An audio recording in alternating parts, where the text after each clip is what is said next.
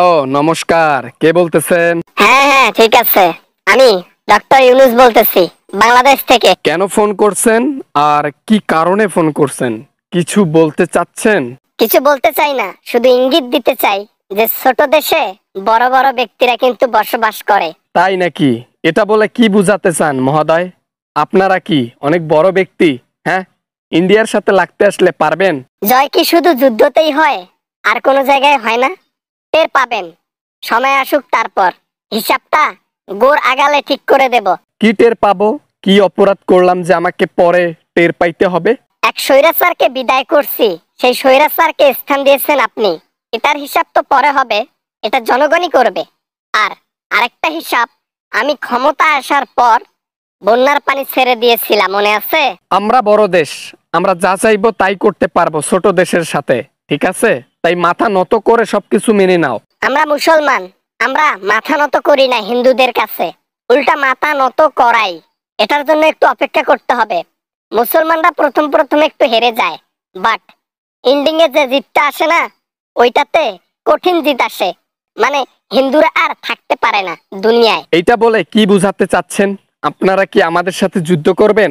আমি কি বলছি যুদ্ধ করব? জয় কি শুধু যুদ্ধতেই হয়, আর কোনো দিকে হয় না? ভেবে দেখো, অনেক কিছুতে আমাদের থাইকা ইন্ডিয়া অনেক পিছনে আছে। কিসের পাওয়ার দেখান তাহলে? ইলিশ মাছের? নিলাম না ইলিশ, তাতে কি হয়েছে? ইলিশ মাছ, ইলিশ মাছ আপনাদের পিছন দিয়ে দেব। ইলিশ মাছ খাইতে খাইতে গলা ওসার হয়ে গেছে। বাংলাদেশের মানুষ ইলিশ পায় না, ওইদিকে হিন্দুরা ইলিশ খায় পেট ভরে না। এখন আর খাওয়া লাগবে না বাবুজিরা। আমরাও তাহলে আর পেঁয়াজ মরুচ রসুন কাঁচা বাজার দিব না, বাংলাদেশে সব বন্ধ করে দেব। বাংলাদেশে এইসব কাঁচা বাজার না দিলেও চলবে। বাংলাদেশের লোক যে আবাদগুলো করে, যদি সঠিকভাবে আমরা ব্যয় করি, তাতে আমাদের আবাদ আমাদেরই হয়। আপনাদের মতো লোকদের কাছে আর জিনিস নিতে হয় না। তাহলে ইন্ডিয়ার সাথে কি সম্পর্ক থাকবে না? সম্পর্ক কি তুলে দিতে চাচ্ছেন? সম্পর্ক তো সেই দিন পর্যন্ত ছিল, যেদিন পর্যন্ত শেখ হাসিনা সরকার গদিতে ছিল। গদি ছাড়া শেষ, সম্পর্কও শেষ। তাইলে এখন কি হবে আমাদের সাথে সম্পর্ক না করে? অনেক কিছু হবে। আমাদের দেশ অনেক পিছিয়ে আছে, এখন সবার সামনে নিয়ে যাইতে হবে। এখন সব দিক থেকে বাংলাদেশকে উন্নয়ন করতে হবে, সব দিক থেকে বাংলাদেশকে ঠিক করতে হবে।